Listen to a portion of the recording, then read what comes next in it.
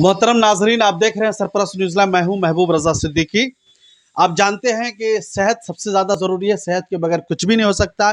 और सेहत में जब हम एक इंसान की बातें करते हैं तो इंसान के पार्ट के अंदर में जो है ईएनटी के डॉक्टर अलग होते हैं, डेंटिस्ट अलग होते हैं, और जिस्म और शरीर के जो है जनरल फिजिशियन वो अलग होते हैं। इसी तरह जो मुंह में दांत है, ज़बान है, तो उसके लिए ज़बान के लिए अलग डॉक्टर है, और तित के लिए, दांत के लिए अलग डॉक्टर है। तो आज आपकी मुलाकात द पाक डेंटल क्लिनिक के डॉक्टर हैं जनाब डॉक्टर काशिफ जमील अंसारी साहब हमारे सामने में रूबरू है। आपका सरपरस्त चैनल में इस्तकबाल है, स्वागत है।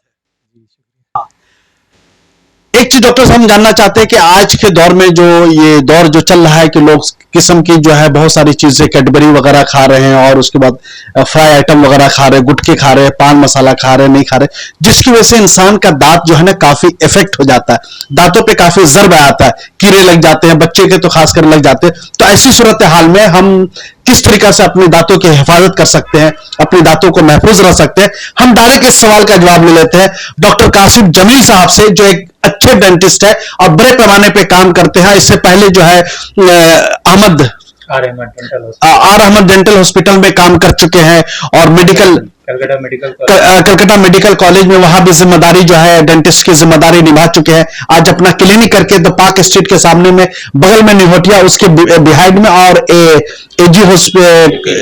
एपीजे स्कूल है उसके सामने में इनका क्लिनिक है, द पार्क डेंटल क्लिनिक है, उसमें बैठते हैं, जिम्मेदारी निभाते हैं। मगर हम सबसे पहले अपने दांत को, अपने टीथ को किस तरीका से महफूज रख सकते हैं, इस सवाल का जवाब ले लेते हैं। ऐसा है कि हम लोगों ने कहीं ना कहीं पढ़ा है या सुना है कि सेहत हज़ार नेमत है, हेल्थ इज़ वेल्थ।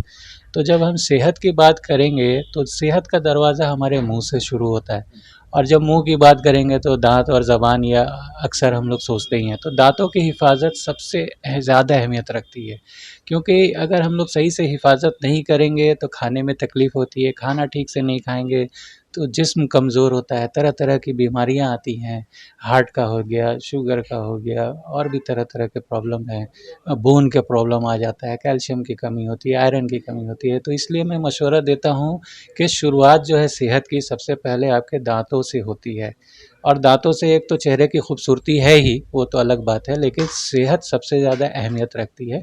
इसलिए सभी लोगों से ये गुजारिश है और रिक्वेस्ट है और एडवाइस भी है कि आप अपने दांतों का ख्याल रखें, अच्छे से ब्रश करें, एवरी 6 मंथ्स पे कोई भी आपके आसपास जो डेंटिस्ट है उनको विज़िट करें। क्योंकि अक्सर क्या होता है कि नेग्लिजेंस की वजह से बीमारियां बढ़ जाती हैं, और जब पता चलता है कि हाँ भाई यहाँ कोई तकलीफ़ है, अब इसका कोई ट्रीटमेंट नहीं हो सकता है, तो लोग कहते हैं कि दांत निकाल दो।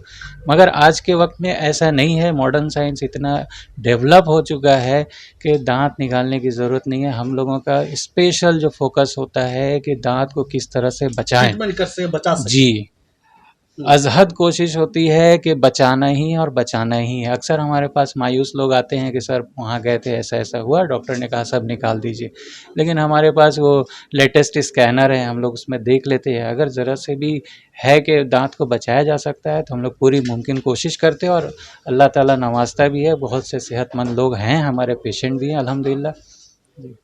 ये जो सेंसिटिव जो टीथ का मसला है, दांत का मसला है, जो ठंडा पानी पीने से कुछ कुछ होने लगता है, या गर्म चीज पीने से होने लगता है कुछ भी, तो ये इसको किस तरीके से लोग अपने आप को जो है सेंसिटिव से बचा सकते हैं, महफूज करते हैं, ताकि ठंडा पानी पिए या गर्म पानी पिए तो उसमें किसी किस्म का कोई प्रॉब्लम ना हो? ये जो मसला होता है, तो दांत का जो सबसे ऊपरी लेयर होता है जिसे इनेमल बोलते हैं, तो वो hardest substance of the body है, सबसे ज़्यादा मजबूत चीज़। उसको इसलिए ऐसा बनाया गया है क्योंकि जब हम खाना चिबाते हैं तो करीबन 50 किलोग्राम का वेट पड़ता है दोनों दांतों के दरमियान, और ये दिन भर में 10,000 बार ये जो दांत होते हैं अब क्लोज होते हैं। तो इसलिए इसको सबसे हार्डेस्ट सब्सटेंस जो है अल्लाह ने बनाया है बॉडी में। अच्छा, दूसरी चीज़ क्या है कि जो लोग गुटखा खाते हैं, पान पराग करते हैं, या अपने दांतों का ख्याल नहीं रखते हैं, सही से ब्रश नहीं करते हैं, या ब्रश करते हैं तो हार्ड टूथ ब्रश से करते हैं, तो दांतों में क्या है, जो ये इनेमल का जो सरफेस होता है वो घिस जाता है। तो घिसने की सूरत में जो सेकंड लेयर होता है, डेंटिन जो होता है, वहाँ से सेंसिटिविटी शुरू हो जाती है। डॉक्टर साहब, मैं यह पर रोक करके एक चीज़ जानना चाहता हूँ सरपरस्त के नाजरीन के लिए, ब्रश का जो तरीका है यू किया जाए या अप डाउन ऊपर नीचे करके किया जाए, क्या तरीका होना ये चाहिए? तो मैं समझता हूँ कि 80 to 90% लोग जो है सही तरह से ब्रश ही नहीं करते हैं। इसीलिए मैंने ये सवाल पूछा अपने दर्शक अपने नाजरीन के लिए। जी, जो जी। ब्रश करने का तरीका है वो ये है कि सख्त ब्रश ना यूज़ करें, सॉफ्ट टूथब्रश लें और अप एंड डाउन मोशन में करें, up and down. Up and down motion में करें, राउंड अप एंड डाउन इस तरह से। तो इससे क्या होता है कि हर दांतों पे कम से कम 10 to 20 स्ट्रोक्स आना चाहिए, इतना काफ़ी है आपके दांतों की सेहत के लिए। कितना सेकंड ब्रश करनी चाहिए? कम से कम जो है बहुत कम तो 3 से 5 मिनट करें, इतना बहुत है। ऐसा नहीं है कि मिनट?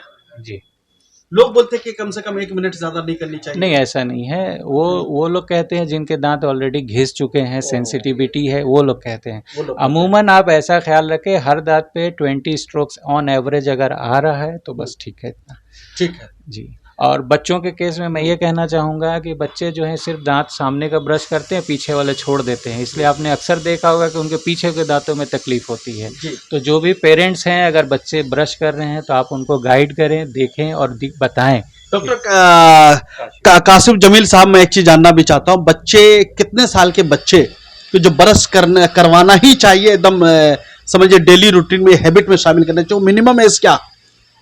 वो तो न्यू बॉर्न जस्ट बच्चा पैदा हुआ उस वक्त से होता है। कहा जाता है कि वो अब माँ को बताया जाता है कि हाथ में कपड़ा या सॉफ्ट कुछ ले करके बच्चे के सूड़े को साफ कर दिया करें। एकदम, हाँ, तो एकदम वो दांत होता है। आने से पहले ही शुरुआत हो जाती है और वैसा करने से क्या है कि और किसी तरह की कोई बीमारी होने का खदशा नहीं रहता है।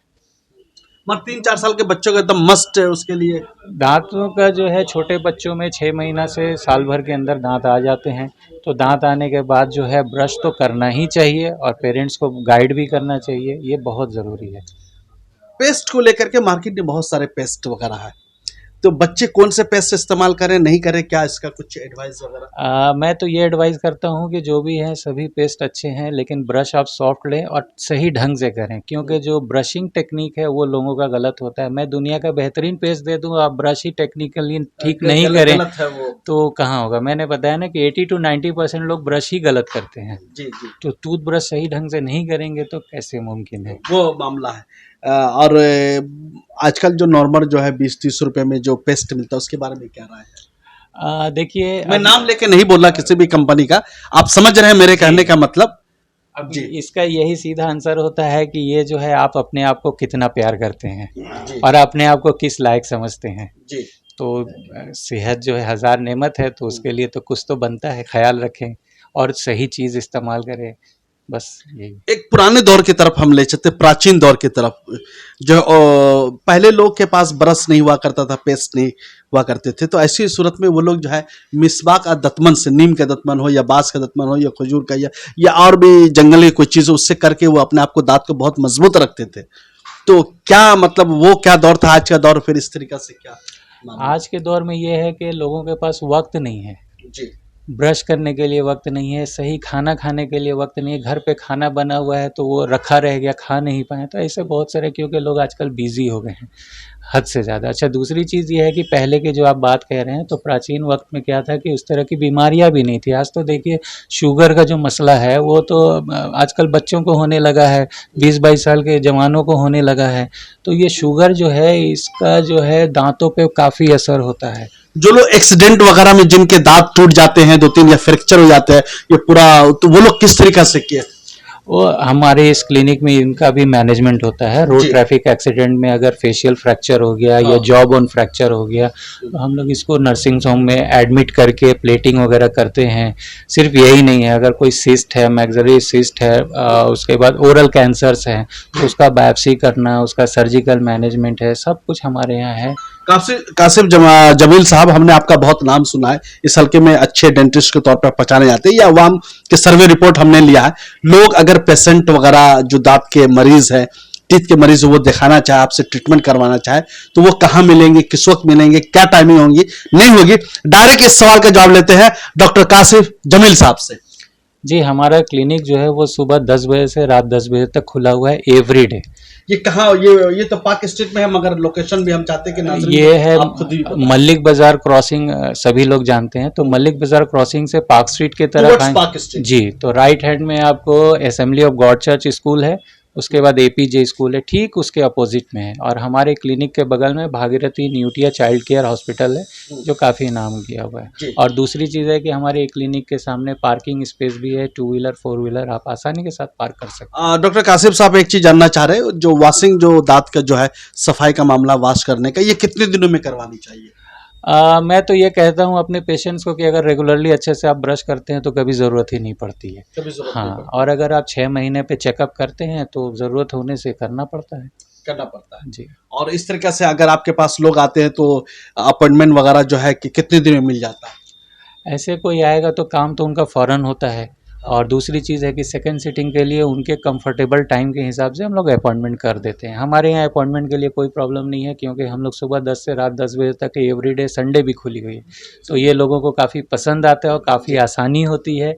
और हमारे यहाँ दूसरी चीज़ ये है कि कम टाइम में मैक्सिमम काम विथ परफेक्शन हम लोग करते हैं। पेरेंट्स को क्या मैसेज, संदेश देना चाहिए कि अपने बच्चों की दांत को कैसे महफूज रखें? लास्ट पेरेंट्स को तो यही मैं कहूँगा कि बच्चों के जिस तरह सेहत के लिए फ़िक्रमंद है, उसी तरह दांतों के लिए फ़िक्रमंद रहें। उनको ब्रशिंग अच्छे से सिखाएं और सामने खड़े होकर के उनको गाइड करें। और दूसरी चीज़ है कि टूथपेस्ट का इंतखाब अच्छा से अच्छा करें। अच्छी कंपनी का जी, होना अच्छी कंपनी का करें। चाहिए, ब्रश अच्छी कंपनी जी। का। और तीसरी चीज़ है कि वो अक्सर बच्चे टूथपेस्ट खा जाते हैं और ब्रश नहीं करते हैं, तो Yes, इस पे right. ख़ास ध्यान रखें कि वो ब्रश ठीक से करें। बाकी बहुत बहुत शुक्रिया डॉक्टर कासिम जमील अंसारी साहब। हमने बहुत सारे सवाल दांत से रिलेटेड पूछे, तो एक चीज समझ में जरूर आई है बात है कि दांत का जब भी मसला हो या टीथ का जब भी मसाइल हो, आप इनसे बजाते खुद भी मिल सकते हैं। इन्होंने अपने बारे में तो नहीं कहा कि हमारे क्लिनिक चलते हमारे पास आइए, मगर मैं सोचा कि मैं ही इस चीज़ को बताओ, बहुत अच्छे तरीक़ा से ये ट्रीटमेंट करते, इलाज भी करते, दांत के सारे प्रॉब्लम्स वगैरह को भी सॉल्व करते। ये पार्क स्ट्रीट के आखिरी लेवल मल्लिक बाजार, नियर टू मल्लिक बाजार है, सामने में स्कूल है, हर्ष न्योटिया वगैरह बगल में है।